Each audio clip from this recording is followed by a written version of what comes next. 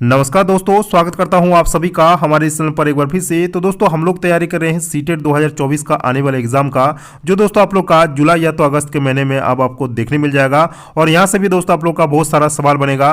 तो दोस्तों अगर आप लोग पहले से तैयारी करना चाहते हैं तो दोस्तों इस चैनल को आप लोग सब्सक्राइब करके रख सकते हैं, क्योंकि दोस्तों इस चैनल पर आपको वही बताया जाता है जो दोस्तों आप लोग के एग्जाम के पैटर्न पर आधारित होता है। तो यहाँ पर साइंस का कुछ इंपॉर्टेंट क्वेश्चन है जो आप लोग का एग्जाम में बार बार रिपीट हो रहा है। तो चलिए दोस्तों इस वीडियो को स्टार्ट करते हैं और देखिए कौन कौन सा आप लोग के लिए इंपॉर्टेंट सवाल मैं लेकर आया हूं। ठीक है, देखिए पहला नंबर का सवाल है दोस्तों कि बीमा जो है यानी डायमेंशनल जो है एमएलटी किसका अनुरूप है। ठीक है, एमएलटी यानी एम का पावर भी 1, एल का पावर भी 1 और टी का पावर भी अगर 1 रहे दोस्तों, तो ये जो बीमा का सूत्र होता है ये आप लोग का फोर्स का होता है, यानी इसका आंसर हो जाएगा दोस्तों आप लोग का बल।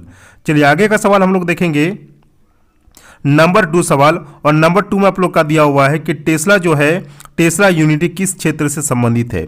उष्मा से संबंधित है, द्रव्यमान से संबंधित है, गति से संबंधित है या चुंबकीय क्षेत्र से संबंधित है। तो दोस्तों जो टेस्ला यूनिट होता है यानी टेस्ला का जो ऐसा मात्रक होता है दोस्तों, वो आप लोग का चुंबकीय क्षेत्र से होता है, यानी जिसको इंग्लिश में कहते हैं दोस्तों आप लोग का मैग्नेटिक फील्ड। चलिए आगे का सवाल हम लोग देखेंगे, नंबर 3 सवाल। नंबर 3 सवाल दोस्तों क्या है कि जब नींबू के रस को खाने के सोडे पर डाला जाता है तब उसमें तेज उत्फुलन होता है, क्योंकि उससे उत्पन्न गैस जो होती है वो क्या होती है। क्या वो हाइड्रोजन होती है, क्या वो कार्बन डाइऑक्साइड होती है, क्या वो ऑक्सीजन होती है या इनमें से कोई नहीं। तो दोस्तों इस क्वेश्चन का आपका राइट आंसर हो जाएगा CO2, जिसका फॉर्मूला होता है दोस्तों CO2 और इसी को दोस्तों बोला जाता है क्या, कार्बन डाइऑक्साइड। चलिए आगे बढ़ेंगे, नंबर 4 सवाल। नंबर 4 में आप लोग का दिया हुआ है कि एम्पियर सेकंड किसका मात्रक होता है। गति का होता है, ऊर्जा की मात्रा का होता है, उष्मा का होता है या आवेश की मात्रा का होता है। तो दोस्तों एक फॉर्मूला होता है Q बराबर में I गुना T। ठीक है, Q बराबर में क्या होता है दोस्तों, I गुना T। तो I मतलब क्या होता है दोस्तों, ये एम्पियर होता है और T मतलब होता है दोस्तों आप लोग का सेकंड। ठीक है, और Q क्या है दोस्तों, ये आप लोग का कूलम होता है, कूलम यानी आवेश। तो आवेश की मात्रा का ऐसा मात्रा क्या हो जाएगा आप लोग का, एम्पियर सेकंड, यानी ऑप्शन नंबर 4 इस क्वेश्चन का आपका राइट आंसर यहाँ पर बन जाएगा। आगे बढ़ेंगे दोस्तों, नंबर 5 सवाल। नंबर 5 में आप लोग का है कि रेडियो एक्टिविटीता, ठीक है, रेडियो एक्टिविता की परिघटना की खोज की थी। ठीक है, किसने खोज की थी, रोएंटिजन ने, जे थॉमसन ने, बैकरल ने या मैडम क्यूरी ने। तो दोस्तों इस क्वेश्चन का आपका राइट आंसर हो जाएगा हेनरी बैकरल, जिसका पूरा नाम है। तो रेडियो एक्टिविटी की खोज किसने की थी आप लोग का, हेनरी बैकरल। चलिए आगे का सवाल हम लोग देखेंगे, नंबर 6। नंबर 6 में आप लोग का सवाल दिया हुआ है कि नीचे दिए ईंधन में किसमें सर्वाधिक ऊष्मीयमान ज़्यादा होता है। प्राकृतिक गैस का, पत्थर का, कोयला का, लकड़ी का या कोक का। तो दोस्तों इस क्वेश्चन का आपका राइट आंसर हो जाएगा ऑप्शन नंबर ए, यानी नेचुरल गैस, यानी जिसको बोलते हैं दोस्तों प्राकृतिक गैस। इसका जो ऊष्मीयमान है दोस्तों ये सर्वाधिक होता है। चलिए आगे का सवाल हम लोग देखेंगे, नंबर 7। नंबर 7 में आप लोग का दिया हुआ है कि सर्वोत्तम ऊष्मा सुचालक है, किसका होता है, ऊष्मा का होता है, गोले का होता है, गति का होता है या पारद का होता है। तो राइट आंसर हो जाएगा दोस्तों आप लोग का ऑप्शन नंबर डी, यानी पारद। पारद का जो ऊष्मीय चालक है होता है दोस्तों, ये आप लोग का क्या होता है, मैक्सिमम होता है। चलिए आगे बढ़ेंगे, नंबर 8। नंबर 8 में आप लोग का दिया हुआ है कि चंद्रमा पर क्या नहीं होने के कारण वहाँ किसी प्रकार का कोई जीवन नहीं है। क्या वहाँ पर ऑक्सीजन नहीं है, क्या वहाँ पर नाइट्रोजन नहीं है, क्या वहाँ पर जल नहीं है या क्या वहाँ पर दोस्तों आप लोग का गंधक नहीं है। तो इस क्वेश्चन का आपका राइट आंसर हो जाएगा दोस्तों वाटर, जिसका जो फॉर्मूला होता है दोस्तों वो आप लोग का क्या होता है, H2O होता है। ठीक है, तो H2O के नहीं होने के कारण दोस्तों चंद्रमा पर कोई भी किसी प्रकार का जीव नहीं वहाँ पर होता है। नंबर 9। नंबर 9 में आप लोग का सवाल है कि प्रकाश का वेग जो है वो सबसे पहले किसने मापा था। न्यूटन ने, ऑप्शन बी में है रोमर ने, ऑप्शन सी में है डॉक्टर भाभा ने या ऑप्शन डी में दोस्तों हॉकिंस ने। तो इस क्वेश्चन का आपका राइट आंसर हो जाएगा दोस्तों ऑप्शन नंबर बी, यानी सबसे पहले जो प्रकाश का वेग को मापा था वो क्या हो जाएगा दोस्तों आप लोग का रोमर। चलिए आगे का सवाल देखेंगे, नंबर 10। नंबर 10 में आप लोग का दिया हुआ है कि वायुमंडलीय ओजोन की ऊपरी परत निम्नलिखित में से किससे बनी है। वायुमंडल में ऑक्सीजन पर नाइट्रोजन की क्रिया के द्वारा, ऑप्शन बी में है ऑक्सीजन का उच्च दाब में आना, ऑप्शन सी में है ऑक्सीजन में अणुओं का संयोजन और ऑप्शन डी में दोस्तों ऑक्सीजन में परावैंगनिक किरणों की। तो इस क्वेश्चन का आपका राइट आंसर हो जाएगा दोस्तों ऑप्शन नंबर सी, यानी ऑक्सीजन में अणुओं का संयोजन के कारण दोस्तों क्या होता है, वहां पर वायुमंडल ओजोन की ऊपरी परत से ये बनी है, ऑक्सीजन में अणुओं के संयोजन से।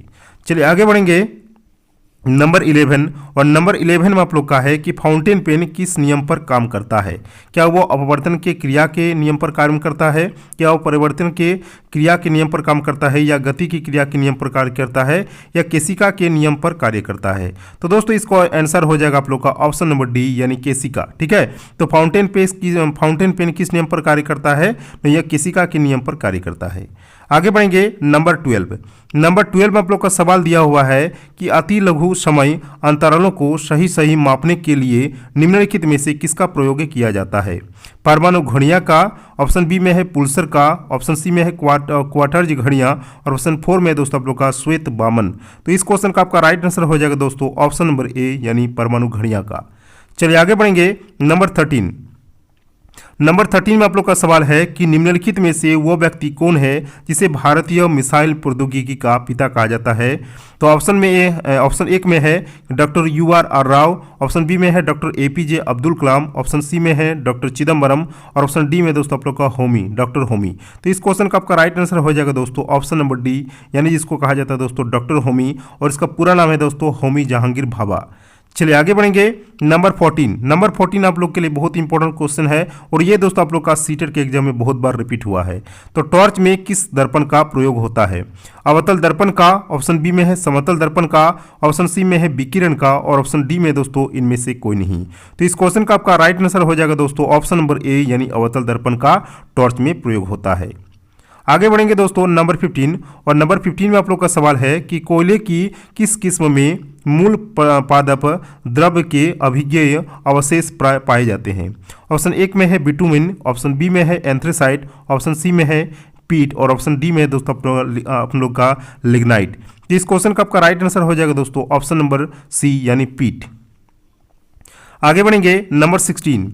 नंबर 16 में आप लोग का दिया हुआ है कि यदि द्रव्यमान परिवर्तित हुए बिना पृथ्वी अपने वर्तमान त्रिज्या की सिकुड़ कर आधी रह जाए तो दिन क्या होगा, कितना घंटा का होगा। 8 घंटा का होगा, 15 घंटा का होगा, 10 घंटा का होगा, या 12 घंटा होगा, 12 घंटे का होगा। तो दोस्तों इस क्वेश्चन का आपका राइट आंसर हो जाएगा ऑप्शन नंबर डी यानी दिन तब उस टाइम दोस्तों कितना घंटा का रह जाएगा, सिर्फ 12 घंटा का होगा। आगे बढ़ेंगे नंबर 17। नंबर 17 में आप लोग का सवाल है कि भारत में निर्मित कौन सा मध्यवर्ती परास परमाणु क्षमता योग्य प्रक्षेपास्त्र है।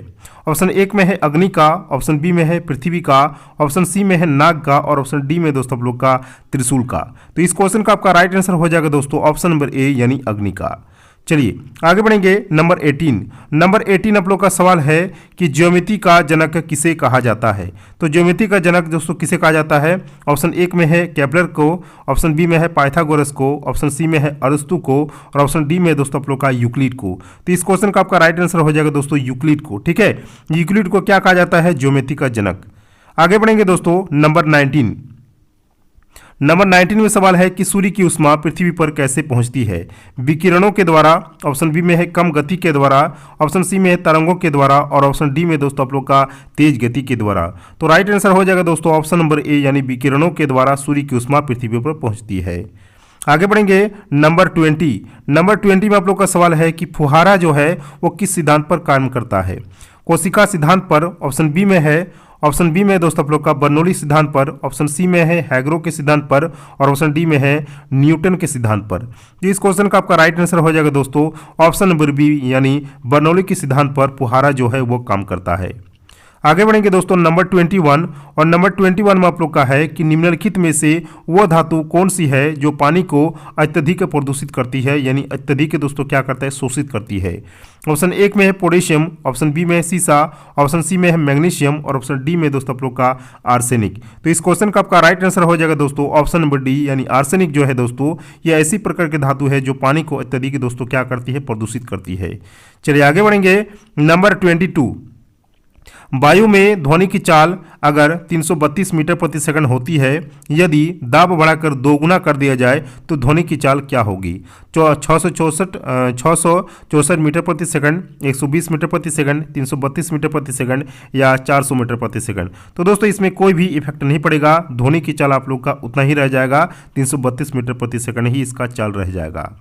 आगे बढ़ेंगे दोस्तों नंबर 23 और नंबर 23 में आप लोग का सवाल है कि वायुयान खड़े रूप में हवाई करतब दिखा सकता है उष्मा वेग के कारण। ऑप्शन बी में है विद्युत बल के कारण, ऑप्शन सी में है घर्षण बल के कारण और ऑप्शन डी में दोस्तों आप लोग का अभिकेंद्र बल के कारण। तो इस क्वेश्चन का आपका राइट आंसर हो जाएगा दोस्तों ऑप्शन नंबर डी यानी अभिकेंद्र बल के कारण वायुयान खड़े रूप में हवाई करतब को दिखा सकता है। आगे बढ़ेंगे नंबर 24 और नंबर 24 में आप लोग का सवाल है कि ट्राई नाइट्रोटोलिन का विस्फोटक निम्नलिखित में से किसके मिश्रण द्वारा किया जाता है।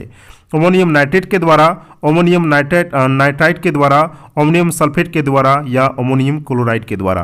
तो इस क्वेश्चन का आपका राइट आंसर हो जाएगा दोस्तों ऑप्शन नंबर ए यानी अमोनियम नाइट्रेट के द्वारा। आगे बढ़ेंगे नंबर 25 और नंबर 25 का सवाल है दोस्तों कि सौर प्रणाली की खोज सर्वप्रथम किसने की थी। ऑप्शन एक में है गैलीलियो, ऑप्शन बी में है जे.एल. बेयर्ड, ऑप्शन सी में है केपलर और ऑप्शन डी में दोस्तों आप लोग का कोपरनिकस। तो इस क्वेश्चन का आपका राइट आंसर हो जाएगा दोस्तों ऑप्शन नंबर सी यानी केपलर ने सर्वप्रथम सौर प्रणाली की खोज की थी। तो दोस्तों यहाँ पर जो क्वेश्चन का सिलसिला है खत्म हो रहा है। तो दोस्तों 25 क्वेश्चन था आप लोगों के लिए और ये वेरी इंपॉर्टेंट रहा आप लोग का जो आने वाले एग्जाम के लिए। तो दोस्तों इस चैनल को आप लोग सब्सक्राइब करके रख सकते हैं, क्योंकि दोस्तों अगर आप लोग सब्सक्राइब करके रख लेते हैं तो दोस्तों सबसे पहले नोटिफिकेशन जो है वो आप ही को मिलेगा। तो चलिए दोस्तों मिलते हैं नेक्स्ट वीडियो में किसी और टॉपिक के साथ। तब तक के लिए जय हिंद, वंदे मातरम।